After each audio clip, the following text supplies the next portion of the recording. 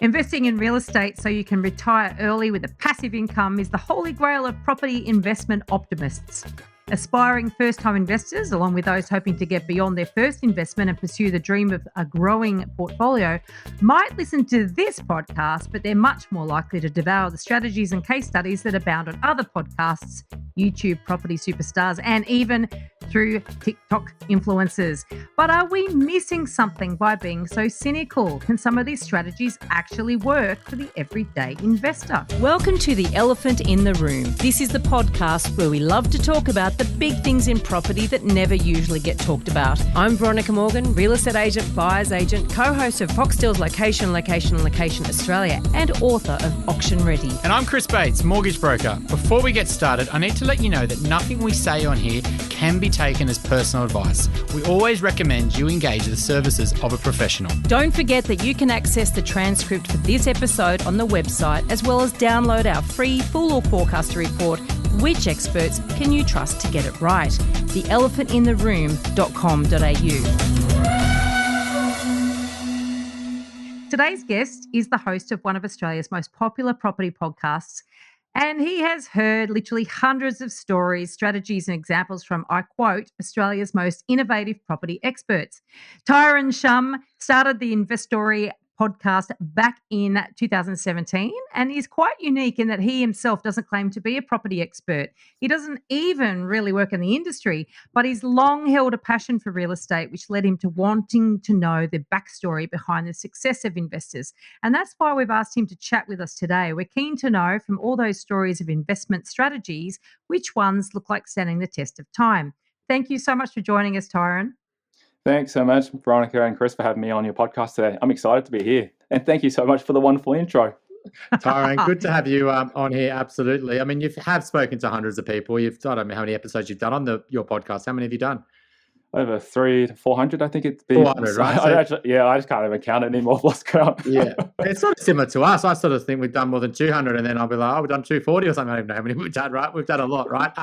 And yeah, we've got lots of learnings over all those podcasts, and that's what Veronica and I love about the podcast. We get to meet and ask questions to people about topics we really care about. And so you've done that something similar, but you've kind of nutted down on a lot of people who've done property strategy. So, in your view, what do you think that what measures success in terms of the people you speak to in terms of your property investors? Well, that's a really good question. And I guess everyone defines success differently. And each and every guest has sort of had their own sort of terminology behind success. And I guess I can sort of speak on behalf of most people because I've interviewed them. I've seen sort of the common things behind success. And the common thing that I think success brings to a lot of people is usually time and family and the people that they want to spend time with. It's not necessarily about the most money or the most amount of properties. It's actually what can that actually give them in terms of freedom and also, I guess, time, that they can do.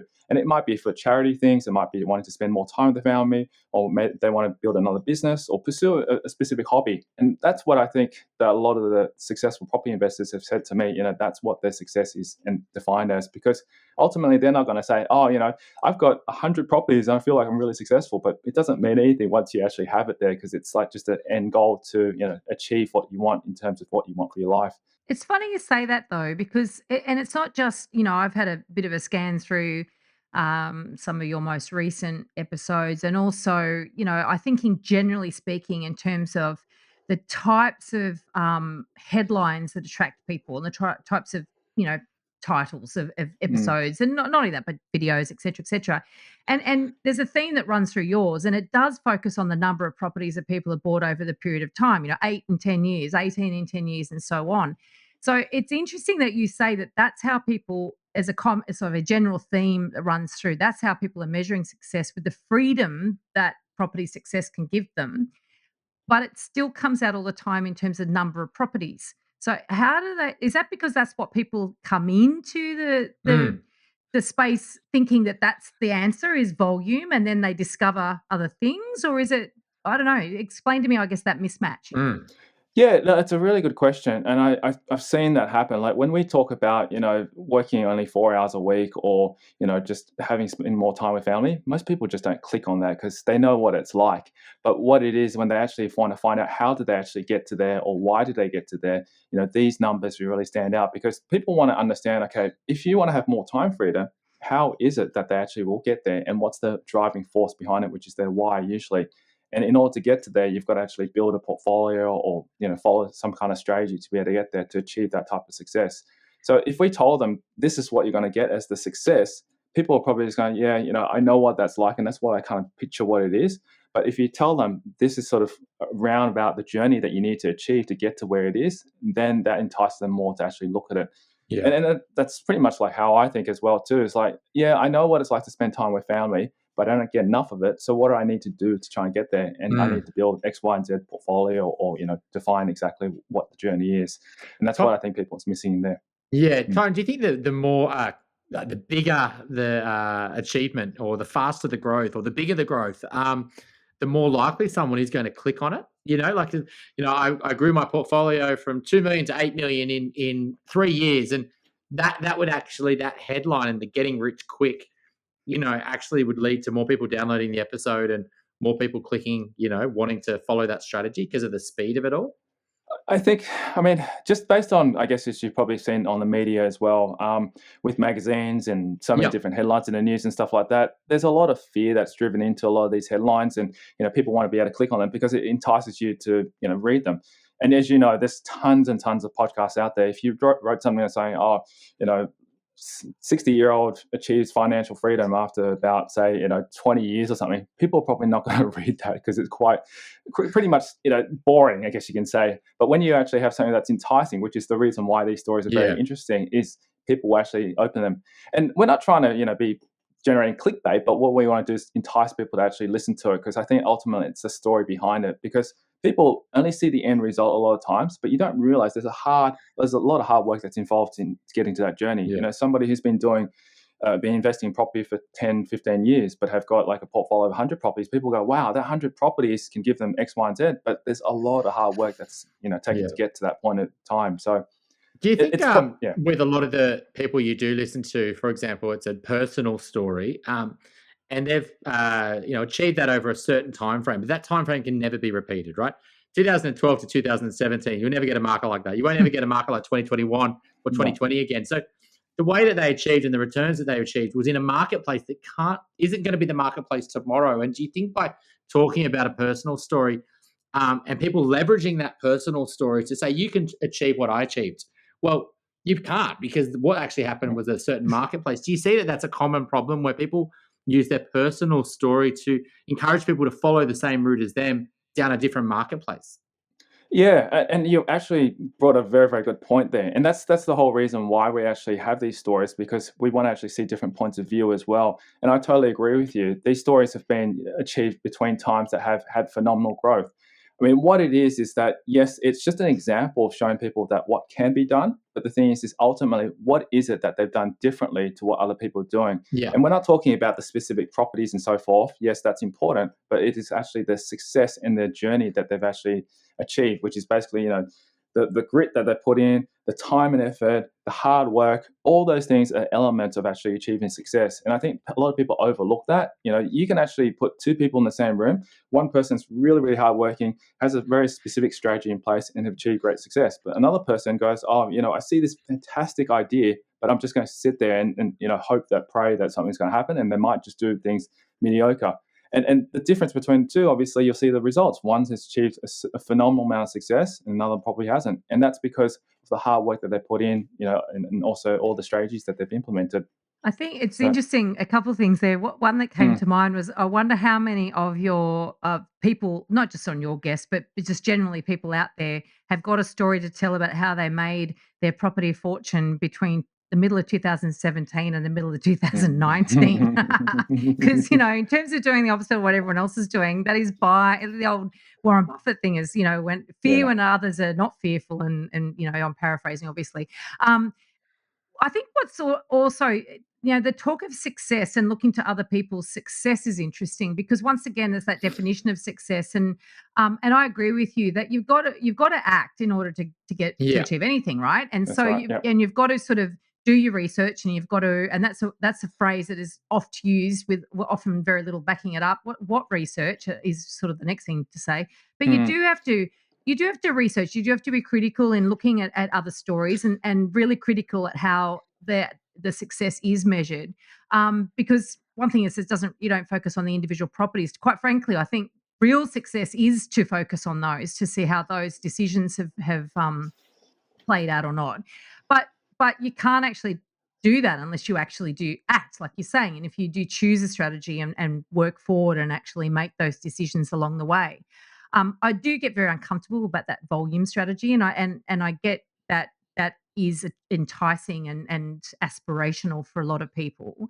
But I guess what we're keen is for you to sort of share with us some of the strategies that you have seen that you feel have been the most successful. And I want to sort of define success as, providing growth in equity as well as an income, right? And I don't believe you can do both at the same time, by the way. Mm. I think that, so I want to sort of put a bit of a framework around this. And I want to also ask, do you think that in this lending environment, if you cast your mind back 10, 15 years, it was a very different lending environment. Things tightened up at the end of the Yeah. teens. Yeah. Yes. Is it still possible, really, for an everyday Aussie to really make it rich in real estate investing? Let me answer that question a little bit later because Yeah. I think it'd be interesting to sort of dissect all the different types of strategies that I've picked up, I guess, over the time and the years that I've actually interviewed all these guests. And I totally agree with you. And this is my, I guess, point of view from what I've Yeah. been seeing, because over a lot of the investors that I've actually spoken to, and even for my own investing journey, I don't think it's going to be very easy to be able to buy, 10, 20 properties as it stands, even in this current market environment. The market has definitely changed. So the reality is that you've got to find alternative type of investments to make it work. Because ultimately, when you think about it, and I think this is an assumption I'm going to make, is that most people want to invest into property to be able to generate some form of passive income, some form of income and wealth, so that they can actually either pass on to generations and also be able to live a very comfortable life. And I think that's where a lot of people don't realize, okay, you can get so many properties, say, buy 10 properties, and after 10 years or something like that, it would have grown X amount of dollars. But because of the Australian market and the way that's been structured and the rental yield's very, very low, you're not going to be able to achieve that kind of, passive income, like 100, 200K. Yeah. Let's say on average, if you need about 150K a year to be able to live in Australia, or even just in Sydney in general, you need to generate quite a lot of passive income from your Yeah. property portfolio. And in order to do that, and if it's returning, say, 2 or 3% return per year, even actually that's a gross value, you're going to have a lot of properties, which Yeah. is not realistic. And for the people who have Well, successfully actually, achieved that, it's not necessarily a lot of properties, a lot of value in property. So, A lot of growth. you could have yeah, 2 properties with total of $4 million. You could have 10 properties with a total of $4 million. So it doesn't come back down to the volume of properties, but the actual amount of equity tied up that you hope to deliver a return on. or sell them down so that way you can Mm. actually generate the Yeah. rental income that you can get. And that's what I've seen. I in my personal situation, I don't own very many properties. But the thing is in order to be able to generate that kind of rental income, there's no way that, with the couple of properties that I currently have, that's going to be able to live, for retirement. So I've had to look at alternative ways to be able to draw some of the equity out and invest into other opportunities that will Yeah. actually give me a passive income to do that. And that's what I'm sort of starting to see. And a lot of people also realizing that you don't need to have a lot of properties to do that as well. But Tyrone, you've interviewed lots of people on your Mm. podcast, and a lot of people have claim to fame that they've achieved this. We've all seen these. The news.com.au will constantly perpetuate these people, and the keys to property success and how they've got so many properties. You can see on their websites and their marketing and their LinkedIn and how many properties they've got. I've had these people come to me as clients, and what they've said out in the media and what I've actually seen when I've asked for their rates notices are completely different. And so, do you actually believe that because nothing's verified, right? You're not saying, okay, give me the address of that property. I'm going to look on RP data and look at when you purchased that, and what you paid, and what you sold Yeah. it for, and cross check their numbers. Do you think that a lot of people are saying a different version of the truth, maybe amplifying the number of properties, amplifying their growth, so they can sell the dream more, so then they can sell more people onto their courses and their buyer's agency services, etc.? Oh, I mean, I'm not going to be able to speak on behalf of all these investors, but I have a feeling that some of them do come onto the podcast because of that reason. And I have numerous people come on because they want to market and sell their businesses. But the whole idea behind our podcast is not to be selling, services and products and all that kind of stuff for people. It's to actually share people's stories and to get to the heart of how they actually achieve that through their journey. We don't, obviously, as you said, we don't verify any of these properties. We don't go into details about, how much they've earned and all that kind of stuff. But it's just for them to be able to share the journey, because ultimately people want to relate better to a story than to actually the numbers of what their properties are. They relate to, what kind of challenges did they face? What were some of the aha moments that they actually, I guess, achieved through their property journey? And through that, people can actually learn from those lessons. And whether or not they take and apply to property, that's really up to the individual listener. But ultimately, we're trying to share people's, I guess, journey and to be able to tell a background story behind the why, and to actually increase the motivation for people to actually take action to do something within property as well.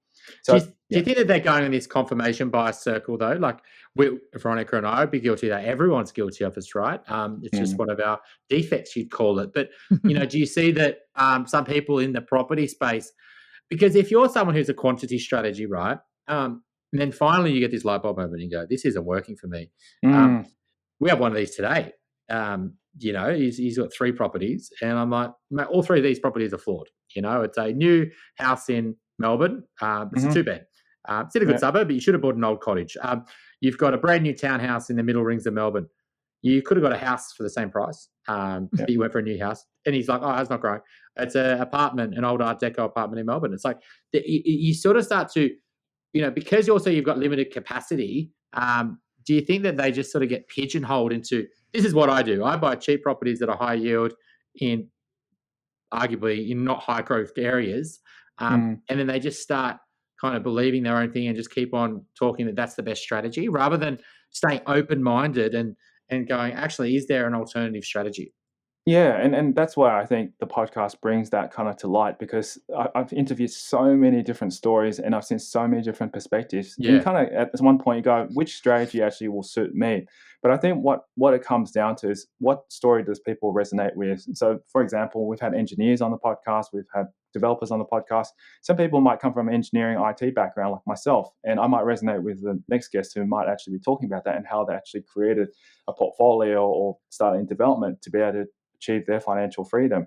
And ultimately, at the end of the day, what it comes down to is actually try and really get very, very clear about exactly what they want to achieve. And I agree with you to a certain extent. The volume strategy works to a certain extent, but it will require a lot of work. And I've known a lot of buyers agents, people who've had a number of buyers agents who've got 20 to 30 plus properties, but it's taken them at least 15, 20 years to build that. But they've been buying in very low, let's say low socioeconomic suburbs, between the 300 to 350 mark.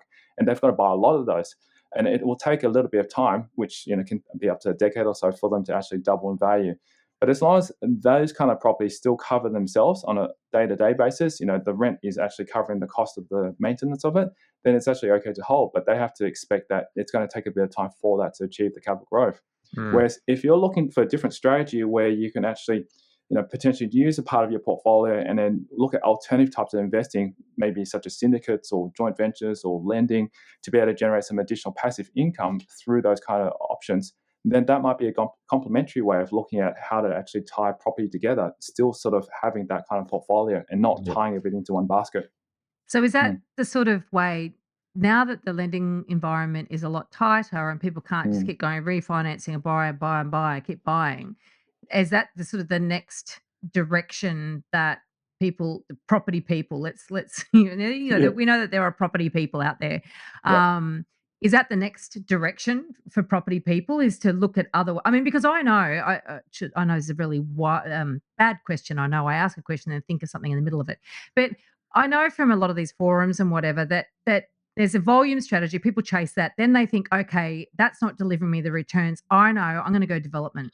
And so they think, I've got to syndicate, I've got to find a syndication, I've got to find a small site, got to go small because we can't get lots of funds, et cetera, et cetera. And I know that there's a lot of inexperience to developers that do it once, and that, or they might do it twice, because the first time they might time it beautifully and actually make a lot of money and think, man, we are Midas, and then they realize there's more to it. So have you seen Have you seen a sort of a shift to that? You've seen tell us about that sort of Yeah, thing. so the natural progression, this is a typical way, I guess, a lot of investors is they firstly start off buying a number of properties and they would have bought it over the last, say, 10 to 20 years or so. But they get to the point where they go, okay, I think I've got enough properties now. I want to either move into commercial or development, either one of those. And typically that's what really happens. And when they actually look at starting doing development, they start small, maybe a duplex, or maybe they might just subdivide and so forth. And then from there, they look at doing more joint ventures because they actually want to increase their capital base. So that seems to be the natural progression of what a lot of investors do once they've got a nice foundation. And I mean, there are going to be people who want to continue to just buy and hold properties, and they'll be happy to do that. And some people just accumulate a whole lot of them. But ultimately, at the end of the day, they've got to keep asking themselves, what is it that they want to achieve? Like, you can have as many properties, but what does that mean once it translates to, financial freedom? Does that mean that you're going to give back to society, do, all sorts of different things, or maybe you might start a new business, etc.? And that's something that I guess the stories really through those people that I interview will share those kind of journeys and so forth in there. But typically, yes, a lot of them jump in, even though they've got a lot of knowledge about buying and holding, they sometimes get emotionally attached because they're going, okay, I'm good at buying a property and I know where to look, and I've done well for that. But when it comes to development, it's a completely different space and a different board game. And I don't recommend anyone just jump into it because there's a lot to it. If you want to start any development, start off with someone who has experience, learn from them, and follow their footsteps as well too. And hence the reason why there's so many stories out there of people who've been successful in development that we can learn from them as well. So on the sort of like everyday sort of like a couple, right, earning two salaries, where have you sort of seen that they've like gone and been really successful in development, I guess? Like what's and also when they haven't done well, have you covered that much on the podcast? When I agree with what Veronica said. Absolutely, we've seen clients who have got bored of doing stereotypical buying good quality land and buying houses, Right. and I that's too slow for me. I want to do something a bit more interesting, right? And then they go into friends with their brother and the guy from work and blah blah blah, right? They go and do a townhouse development and they basically cover costs, or they lose. They may make a little bit, but was it all worth all the stress? Then I also see those other ones. Veronica says, well, that they time it to perfection. They buy that block of land when no one else really wants those big blocks and no one wants to build townhouses, and then they sell them in a hot market where everyone can't afford houses and everyone buys the townhouses or something like that. And then they go and repeat that strategy and they stuff it up the second time. And they basically lose all the profit because they're buying it. They did really well in a hot market. Now they've gone into a down market, like the market transition. So where are you seeing like that shift into commercial, like gone really well? If you take out market timing, like what's the strategies that you think people do smartly there? Well, I think that usually a lot of the developers that I see investors that go into development start off small. And the easiest place to probably start off is rather than build something is to actually just subdivide. So you can buy a block of land and subdivide. And that's what I've seen typically work well because it's a very easy and simple process. When I say easy, is because you're not actually involved in the construction phase.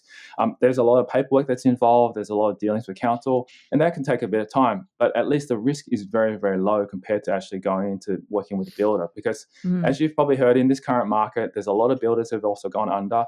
Costs of supply, materials, resources have all gone up so much that it's become extremely expensive to build, and therefore the margins have all been reduced due to the fact. So people who actually just go and basically buy a block of land, subdivide it, maybe 1 into 2, 1 into 3, whatever they find, is actually quite a simple way to jump into development. And I typically would like to see a lot more people do that because it's actually a very low risk kind of strategy, because if you can sell the block of land, then you've actually overcome a lot of the hurdles, because people can't really quite imagine what does it look like once I've got a block of land and built my house on. And if you can market that well, you actually can do very, very well in development just by subdividing blocks and so forth. And you get in pretty quickly, get in, get out, 6 to 12 months, you probably have a subdivision completed.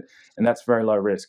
Whereas if you stay for construction, say maybe a 4-pack, like a townhouse 4-pack, or maybe a low-rise development, like a units and so forth, you can be in there for anywhere between 2 to 4 years. And I can talk from personal experience because I had been during COVID. We were supposed to be selling our development off. Unfortunately, when COVID hit, the market went quiet and we sat on our development for the next additional 12 months and we didn't make any money after that. So, I went back to the strategy of just subdividing and kept it really, really simple.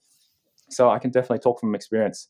But I think that's kind of where people, if they're looking at development, that's where they probably should be looking at starting as a simple. And my recommendation, probably don't go in with family and friends, because that's always a troublesome area, because I've seen that happen too often, and that's what they usually do first. Well, I guess that they're thinking that that's spreading the risk, but I Yeah, guess the reality is that you've got too many decision makers, don't you? And that's right. I think too that exit strategies is really important, isn't it? I mean, like if you go into a development, you think you're going to subdivide and build, and then one of your exit strategies is to just simply subdivide and sell, or get a DA and sell, or build and Yeah. sell, or Yeah. hold for a Oh, while, or whatever. There's yeah. multiple exit points. Um, what about and it is interesting about the whole, thing about investors getting bored, because it is like, for a lot of people, it's a big pastime thing, and Mm. they will, tell you the great stories at, barbecues and all the rest of it. But do people come on and tell you their fails? Yeah, we do. We always ask about, what are some of the challenges that they faced, some of the worst case scenarios, and I've Yeah. heard of a lot of them. Some people have bought houses where they've had, it catch on fire, and then they've had to, go and claim insurance to be able to get that. I've had people who have vandalized homes inside. They've even had Harley Davidsons driven inside the middle of a lounge room. I don't know how that happened, but yeah, Where are they some buying? yeah. Oh, it's actually in Sydney. That's the funny thing, in the Oh, man. northwest of Sydney. Yeah. So yeah, I've heard most of the kind of horror stories, and I guess those are sort of learning lessons that people have realized that, okay, one of them obviously didn't get insurance, and that was the huge learning lessons, because they thought, I'd be okay. But that's one thing. Other things that I've heard as well is getting a good property manager. That's a key component. If you're going to have property, make sure you do shop around, or not shop around, but interview multiple property managers before you choose one, because one wrong property manager can make a Yeah. huge difference to Yeah. your property, and you can lose thousands of dollars of that. Yeah, there's so many different stories Yeah. I could go on, but like you can see that it's not as easy as it sounds. I personally have been through it myself. When I bought my first property in a regional town, because it's like 4 or 5 hours away, I couldn't access it. And that tenant that I tried to self-manage myself, I failed, because he took advantage Yeah. of me, knowing that I was a landlord and I was still young, and he never paid Yeah. his rent on time. So Yeah. Yeah. I've learned that lesson: never ever do it yourself. So yeah. Yeah, Tyrone. I mean, I guess speaking to all these people, like for myself, speaking to people every day or different situation, it's always just looking at sort of understand, ask some questions, and why did you do that, and why did you buy that property, and what made you think that, and what did you pay for it, and then what's that worth today, and do all these calculations. You would have done something similar through all these episodes. So if you built your own, like the Tyrone Shum property philosophy, if you were going to go out and take all those learnings, and let's say it was not doing the development side and subdividing, but it was just trying to buy a quality asset, what would Yeah. be your version of that? Like, what is a quality asset in your eyes? Well, I can definitely talk from experience, because my first purchase that I made was not a quality asset, because in hindsight, this is what the beauty about going back in hindsight. I bought in a regional town, and I thought, okay, this is wonderful because it was generating positive cash flow. I bought it for like 100,000, was generating $260 a week. That's Whoa. easily, yeah, it was a very, very good property in that sense, because financially it looked great. But Didn't cost you anything. it didn't cost me anything. I was really happy. But the thing is that there was zero capital growth, because 5 years later, I went to get a valuation on it, and it was still only worth $105,000 that I purchased for. It was painful. That was a really, really painful lesson. And I go, man, that 5 years, I could have purchased easily a property literally around the corner from where I used to live, and for that same amount of value, and I would have at least triple or even quadrupled the value of there after 5 years as well. And I think that's the key thing, is to look at, firstly, metro areas. I think stick within somewhere that's very high in demand, particularly the metropolitan areas, would be Sydney, Melbourne, Yeah. all the ones in the various different states, and stick within, at least 20 or 30 kilometers within the city area, because Yeah. that's where people are going to be living, and that's where the demand will be as well. I personally wouldn't invest into any type of units. I've seen units being successful if you buy the right time, but you don't own any value of land. And I always look for something that has a good value of land on it. And if I can, opportunities to be able to develop on it, that's the kind of really, really good fundamental. But if I was to buy, I guess, any property, a really good quality property, it'd have to be a house. House with land, solid. If you can get solid tenants in there, good rental return. and also ensure that there's a lot of high demand in the area, especially around good public transport, schools, and all those kind of things. The kind of same fundamentals that I think you talk about with your clients, Chris and Veronica. That's what I would initially start off with. And once I start building and getting a few of those type of properties initially, then I would start looking at seeing how I can actually generate more cash flow, not only from those, but drawing out the equity and investing into alternative investments to be able to generate the cash flow. Because as we discussed right at the beginning, unfortunately, property rentals in Australia doesn't return very high in terms of its actual rental return. The capital growth is phenomenal. If you hold on to these properties. Can be. Yes, can be. You're right. It's just not that regional town. Not the regional town. Just out of curiosity, on that regional town, so you was getting $260 a week, which is say, $13,000 a year, right? Then you're self-managing it to save yourself, a bit of money, but that didn't work out very well. But did you pay any money maintaining the property though? Like, did you have to fix the roof? Did you have to paint it? So you're okay there. But I mean, that's sometimes, a big issue. That would have been, you could wipe out, because over 5 years, you think I'm making $13,000 a year. You got to pay tax on it. You can minus off the small amount of interest, and then so you might have been making $4 or $5,000 a year in your pocket, so $20,000 over 5 years on that $100,000. That's assuming no maintenance, and assuming you can sell it, because just because you bought it for $100,000 and the bank says $100,000 valuation, the reason it's not going up is because demand's not strong and supplies, probably supplies not. And so, do you have any problems when you wanted to sell it as well? Did you sell it to another investor like yourself? If you like what you're hearing here, please share this episode with others you feel would benefit. And while you're at it, why not leave us an iTunes review? 5 stars, please. Every review helps make it easier for other people to find us and hear what our amazing guests have to say. We love hearing your questions, and we're planning more listener Q&A episodes. Please send your questions in. You can send them via the website, which is theelephantintheroom.com.au, or directly via email to questions@theelephantintheroom.com.au. No, it's actually a local school teacher, so that was very fortunate for me. I'm an occupier.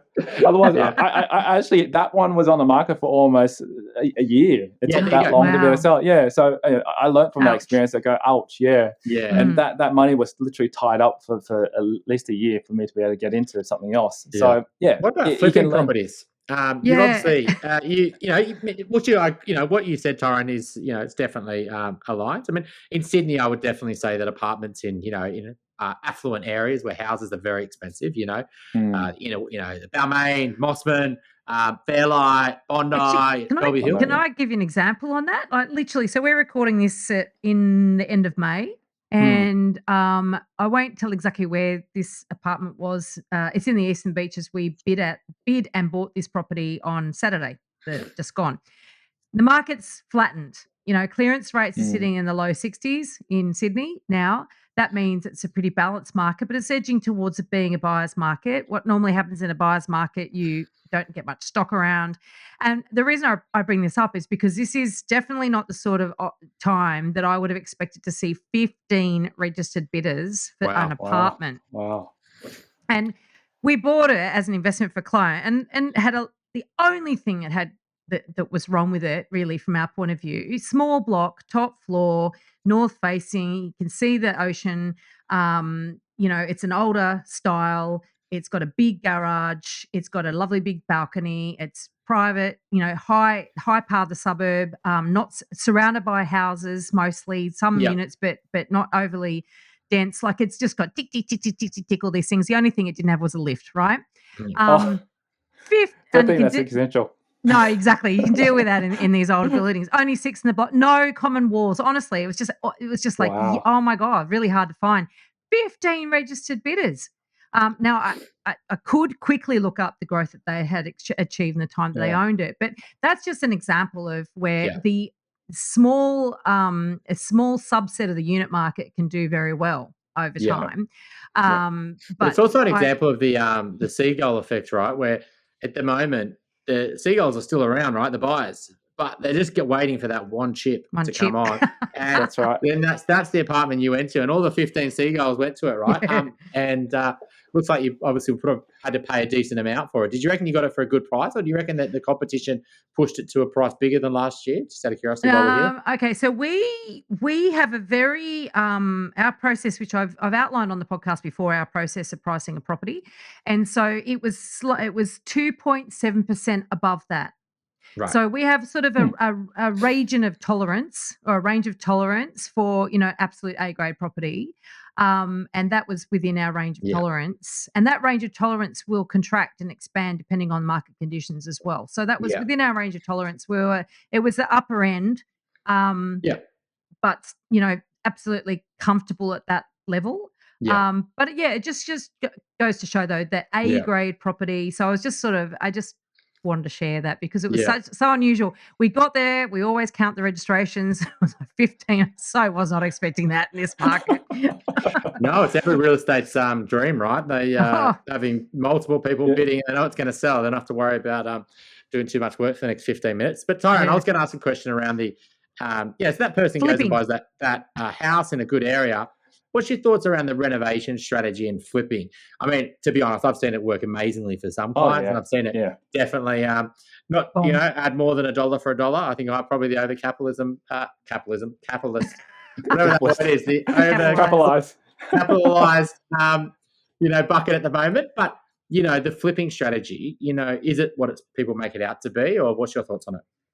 Well, I'll sort of talk from actually one story who I interviewed, a well-known guest that's been on many TV shows, and this was really interesting. That she's a very well-known renovation expert, and she said to me in the last moments of our interview, because I said to her, what do you think you would have changed or looked at hindsight? What do you think's interesting about your journey? And she said, look, if I actually held on to every single one of those properties that I renovated instead of selling them, I wouldn't have to have done so many, I guess, deals that I did there, and those properties now would have been 20 times worth more than what the renovated profits that she earned from them. So hopefully that kind of gives you a bit of insight into that. I definitely agree with renovating and adding value to any property, because the thing is it'll attract really good tenants.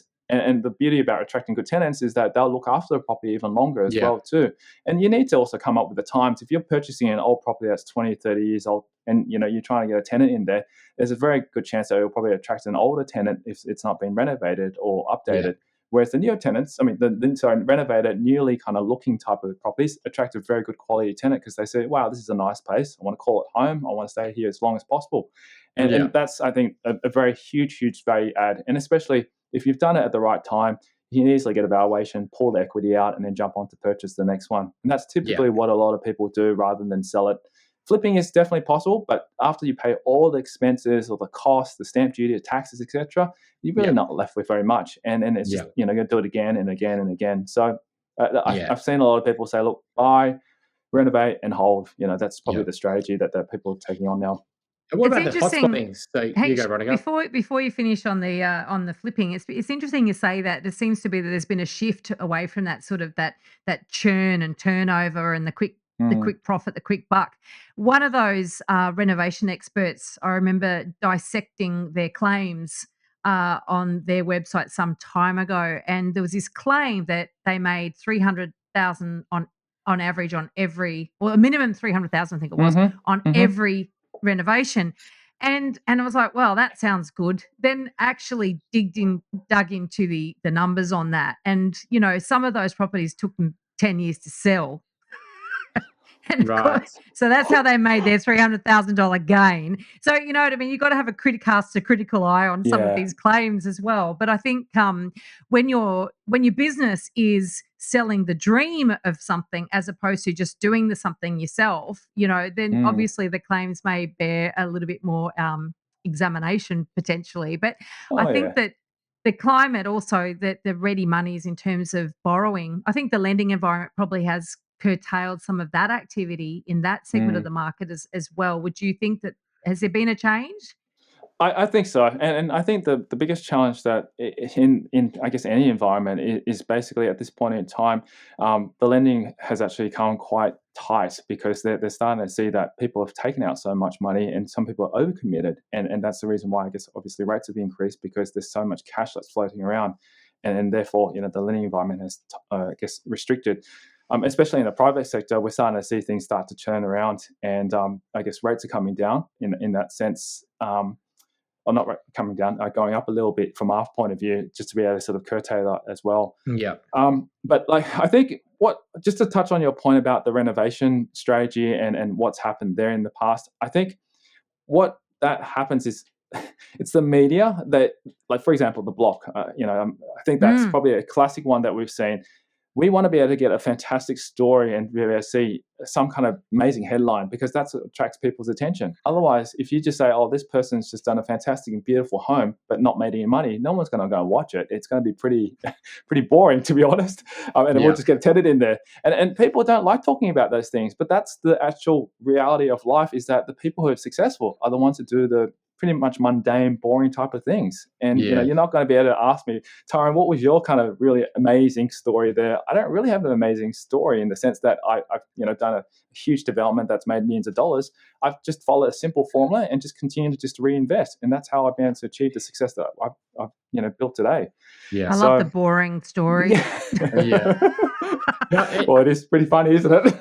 It is so true, though. It's the ones who have bought good assets. Probably some of them don't know that they were that good. Maybe they just bought and they lived there, and then they upgraded and they kept it. They thought, let's keep it, because they thought it was good, but they didn't realize how good it was. And then the market, the city grew, and then that suburb gentrified more and more, and really took off. And it's the ones that have done that, multiple times over 10, 20 years. Then they come to me, and usually a bit later, maybe late 40s, etc. And then you sort of unwind it. Oh, you bought that house in the 90s, and you still got it, right? And you've done that 3 or 4 times, and it's usually the most boring people who've done the best, to be honest. That's right. And it's your millionaire next door. That's basically them. Yeah. And the ones who've got the most, it's usually, in my mind, it's usually the ones that we've got to unwind a lot of this. There's a lot of emotion attached to it, and decisions that they've made, and that, you've got to unwind that stress, I guess. But I mean, there's so much. I mean, you've got the quantity strategy, but what that's driven off is hotspotting, right? You need to know the right location to buy right now. Where's the spot? And it is sort of investor sort of level 1 thinking, right? Like the issue is, I just need to know the location. Give me the location and where to buy. Magic pill. And I can solve the problems. What's your thoughts around the whole hotspotting movement? Because it's so enticing to play in that space. I've just recently got a client who sent me through a list of suburbs that a buyer's agent had given them and said, we're buying here. This is where the growth is, right?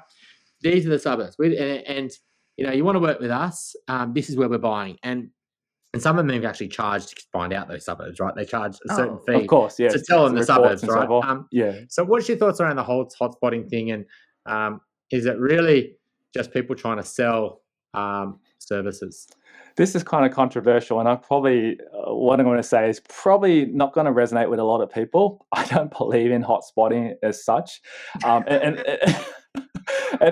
to be honest, the reason why I say that is because ultimately the first thing you've got to ask yourself is, what is your strategy, and also what is your end goal as well? Because if you don't have that clear in your mind, then you're really just chasing after like a magic bullet. Because when you get the suburb or the location, it's only one component of your whole strategy. There's other things that you can consider. You've got to consider, does this deal stack up? Is it actually going to generate revenue for, my goal? Is it actually going to be one of the 10 properties? As an example of my whole strategy and plan. It's only one aspect of it. And that's the thing. People just focus on that one thing, which is location. But that's only, part of it. As we've talked about in most of the podcast, is the fundamentals is most important, which is the location, the actual type of property that you're buying, and all that. So hotspotting, in my opinion, is only very small part of it. And if you only just focus on that, you're really missing out on the whole thing. And I've known people who have purchased in numerous properties in different locations all around Australia, and haven't even gone and chased after where the best locations are. They've just bought basically on a very boring old strategy and say, buy one property every year if they can in different locations that have potential, growth and good fundamentals.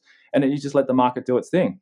It's almost like dollar cost averaging when you think about it from a share market point of view. If a stock is actually doing really well, you obviously just hold on to it. But if it starts to drop back, then you maybe add a little bit more and just keep watching it go up. Same thing like Tesla shares. I wish I had purchased them from the first day and then just kept buying them.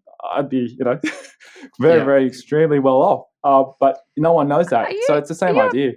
Are you a property person talking about shares? That's unusual.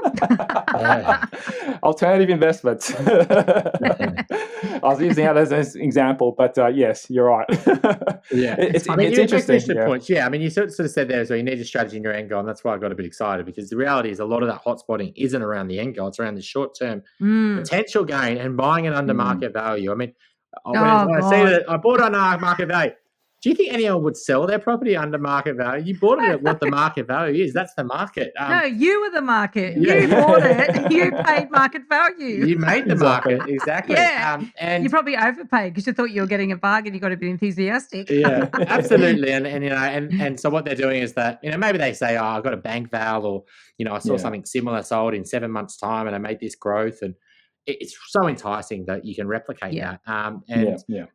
What matters is where that person is in 3 years' time or 5 years' time, and when did they exit? Exactly right. What money they spend on renovation? What's their after tax return, and what did they put into the property to get that, and what could they have done with that money, and etc. And so I think that's the problem with this hotspotting. It's always focuses on that short-term potential, and if it goes wrong, the buyer's agent is already off onto the next location. Exactly. And they just leave their clients, and they're, oh, sorry, mate, it didn't work for you, but I'm focused on these clients in this pocket, and it's really working for them. Sorry, mate, you know.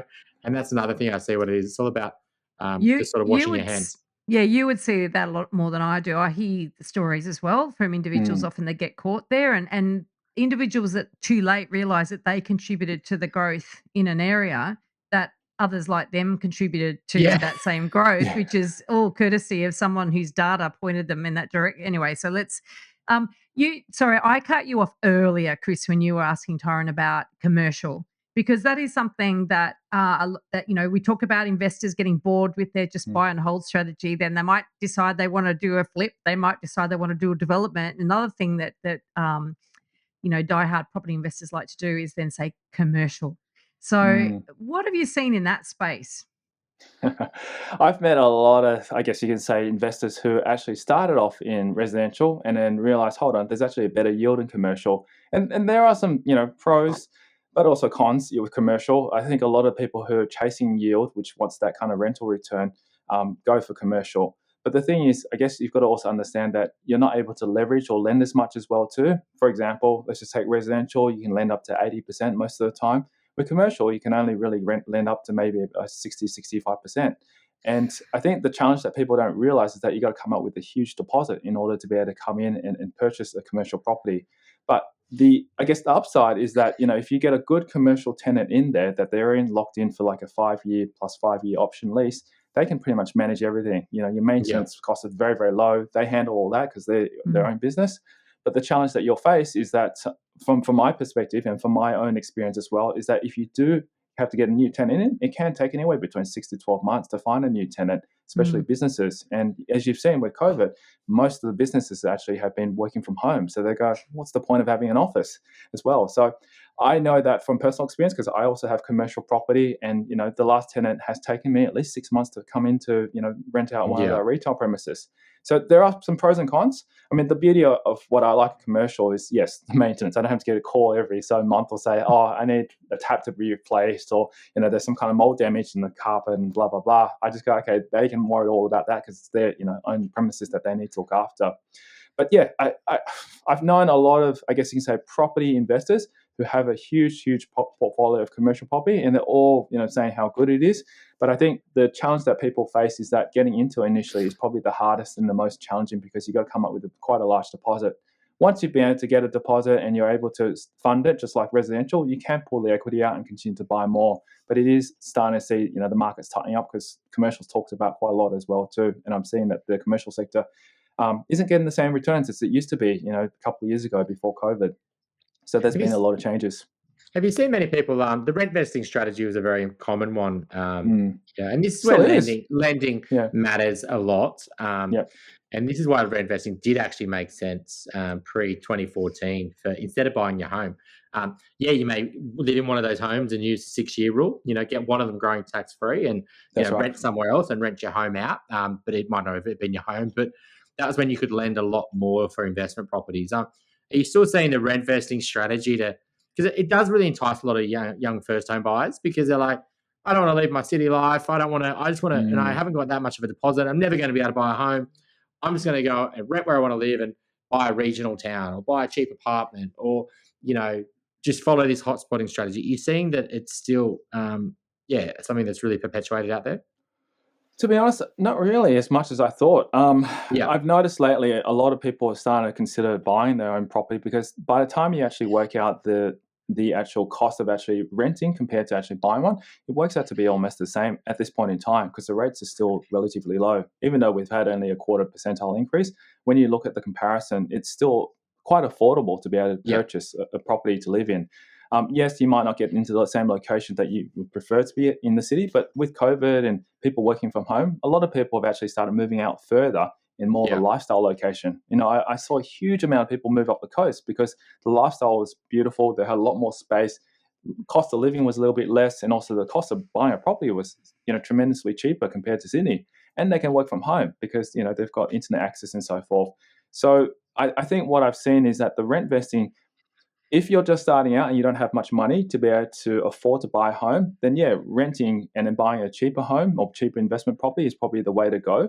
But if you're looking for a home to firstly live in, it seems like more people buying a home now, which is why I've seen a lot of people, I guess you can say, have that ScoMo effect during COVID because they want to purchase a home for themselves at that point in time because they're worried that, prices will continue to go up. And that's what's kind of happened as well. So have you thought about when you see your headlines, I built a $6 million property portfolio. I saw this one guy that's I'm trying to won't say too much information that tells you who it is, but he's been all over the media recently and bought a nice car. And I know what he sells. These are not great assets. These are assets that we'll see the clients from years down the line that have made no growth, that have and then the commissions in that space are massive. Massive, yeah. And that's why he's got that car. And, it's been perpetuated over the news that this is the size of his portfolio. And, it's interesting on the article, it did say how much his debt was. And that's where my question is, how often do you think that people really mention how much debt they've got attached to it and what their net portfolio position is and, and what their real after-tax return is? Or do you think that people just like to talk about either the number of properties they've got or how many millions it adds up to their portfolio, not what their net position is and how much money they've really made?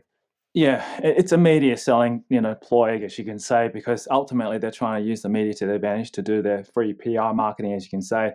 That's my perception on this one. And I think that ultimately, if you actually look into it deeper, a lot of these people don't actually earn quite a lot of money from their property portfolio. You can actually just do some random numbers in the background and just work it out yourself. And that's the reason why they have a business, because they need that business to be able to fund their cash flow. I'm telling the truth. I was going to ask you about that because it does seem to be that a common pathway into being a property expert, and I'll put rabbit ears around that because as we've learned on this podcast in the past, you don't need qualifications to be a property expert. You do if you want to sell or buy property, but if you want to sell a system or a strategy, you don't actually need any qualifications. So it always makes me amazed. I'm always amazed at that lovely altruistic generosity of people who, because I've made my millions, I want to share them with you. I want to share the secret with you. And it's like they're not giving it away because they care. Yeah, and that for me, part of my integrity and also part of my ethics is that you want to be able to ensure that you help the client at the end of the day. I mean, you obviously want to try and share what you've done, but you can't say to the client that this is the best way to go, because then you're basically giving advice, and that's not what people should be doing. You should be actually giving the client more options. And I think that's their strategy in the ploy to be able to get people's attention. And as you know, there's tons and tons of media articles out there, and in order to get that kind of attention, they need to have these massive headlines. But you've got to do your due diligence. And for the listeners out there, make sure you do actually find out the people, ask for references, check up on their history, actually get them to show you their portfolio and make sure that they're actually stacking up. Because if they're not making much money, like $20,000 or $30,000 a year, then is it really what you want to do? Besides having so many properties, I don't think so. I've gone through all that strategy myself, and I thought, I'm going to buy 10 properties over 10 years, and that was the common theme: buy one property every year, and you'd hope to be able to earn about $100,000, $200,000 a year. I tried that.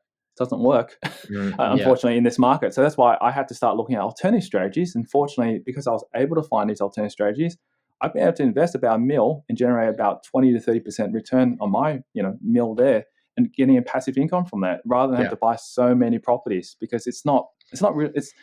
It's too far out of reach at this point in time, because I don't necessarily want to put $1 million down on one property. It's too much of a risk, and that's the reason why I've had to spread my risk out.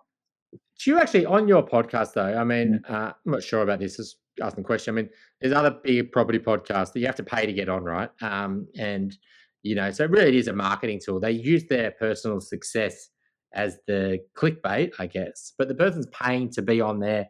And the reason they're asking them on is because they're paying. And do you kind of sort of do that when when people are asking to come on, or you're asking people to come on?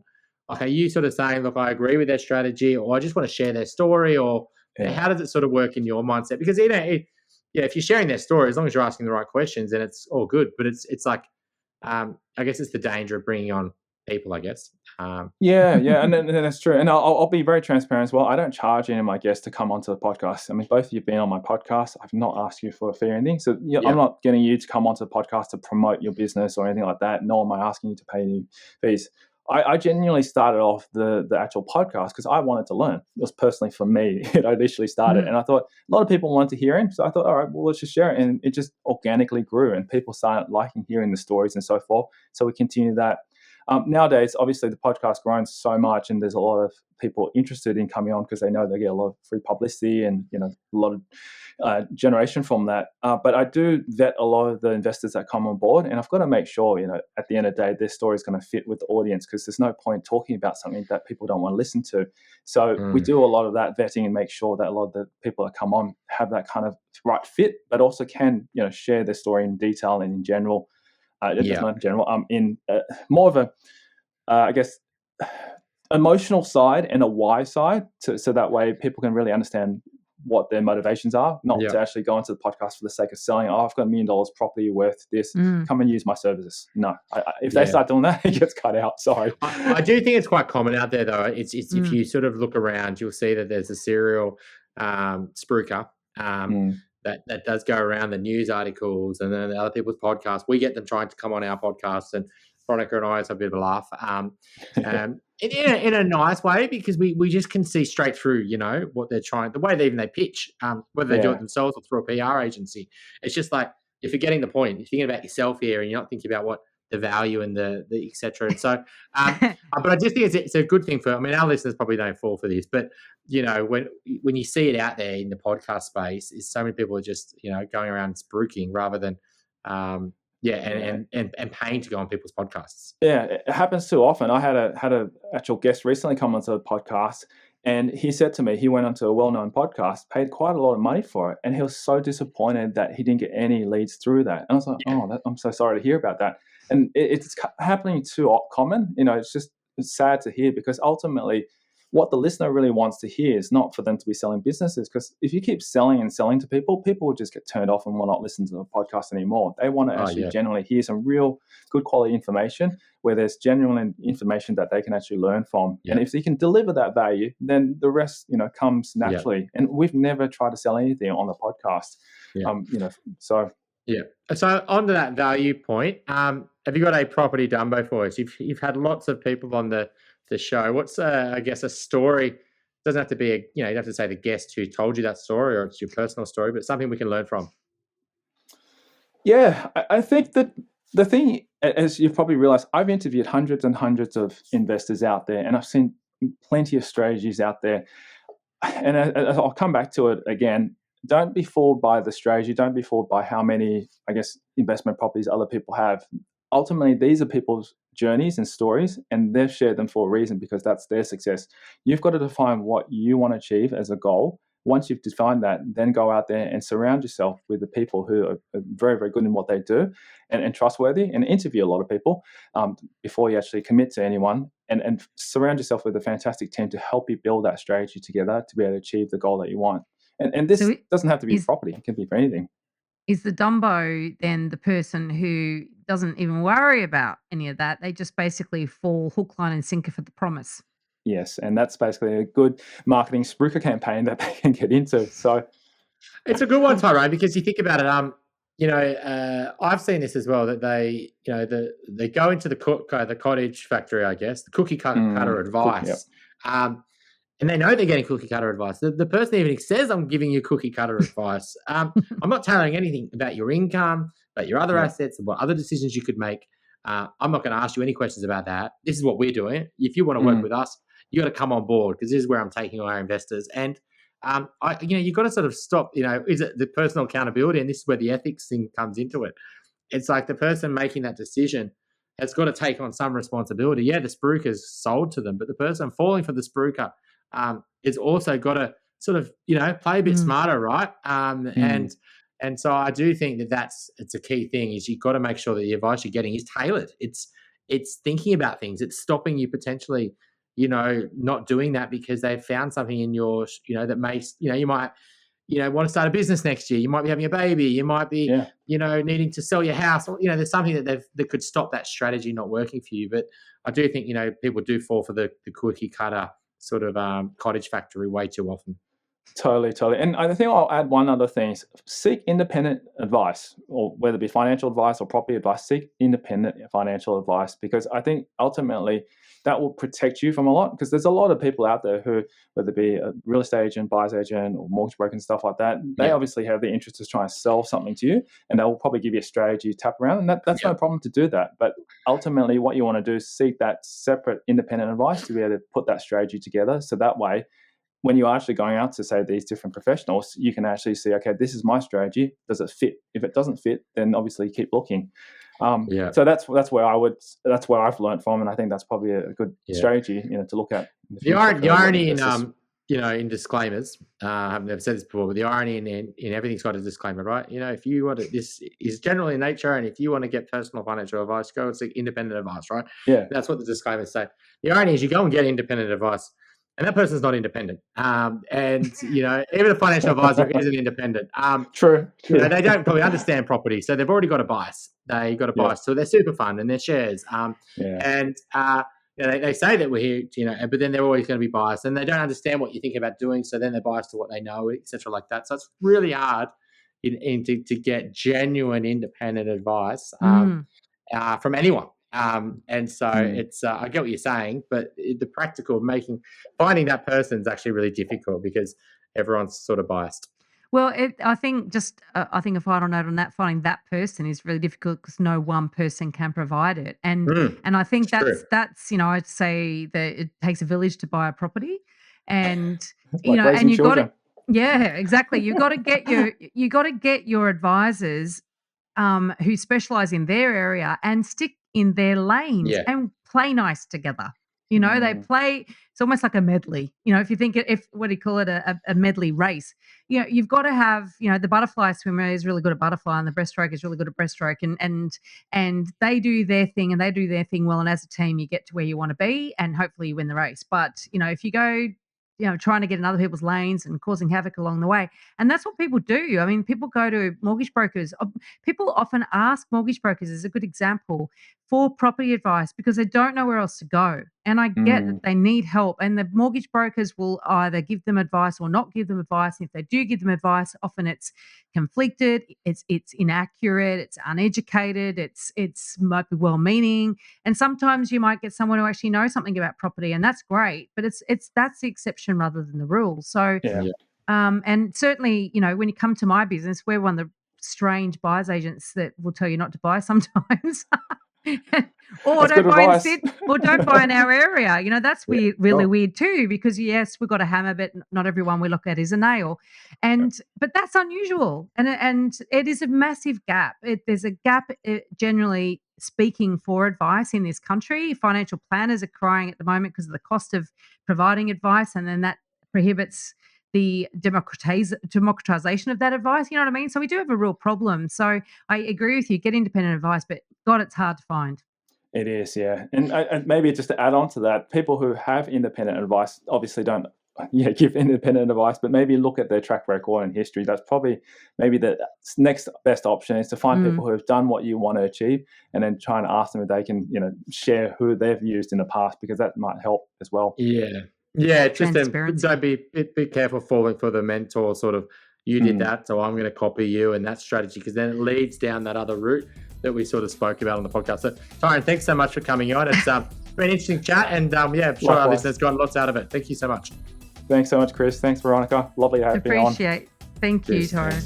If you're looking to buy your dream home or an investment property in Sydney's inner west, eastern suburbs or North Shore, my team and I can help you buy without regrets.